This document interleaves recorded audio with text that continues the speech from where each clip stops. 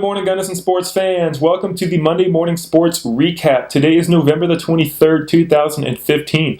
I'm Bobby Reyes and I'll be your host. Now, we've officially put a cap on the fall sports season. Western State Cross Country competed at the National Championships this past weekend, and both teams had great performances, despite the fact that the men's team did come down with a stomach flu, half the team at least, the day before the race.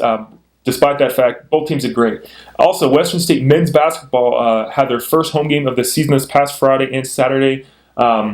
Great things from them as well. We had another hockey tournament in town. Before we get the recap rolling, I would like to acknowledge that we will be taking a 2-week hiatus from the Monday Morning Sports Recap. Yes, you heard me right. We will not have a recap next week, but we will return in 2 weeks. So keep that in mind, and without further ado, let's get the recap rolling. The West Elk Squirts took to the ice inside Jordanson Ice Rink this past weekend for the Drop the Puck tournament.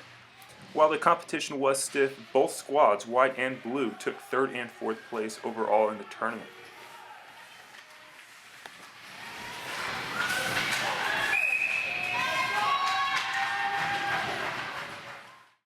On Friday night, the Western State men's basketball team hosted Eastern New Mexico in their first match of the season.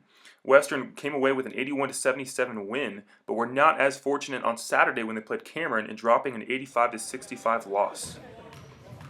On Saturday, the Gunnison High School boys basketball team hosted Salida and Cedar Ridge in a scrimmage at GHS.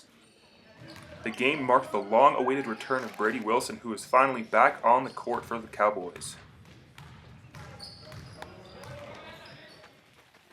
The Western State men's and women's teams traveled to Joplin, Missouri for the national championships this past weekend.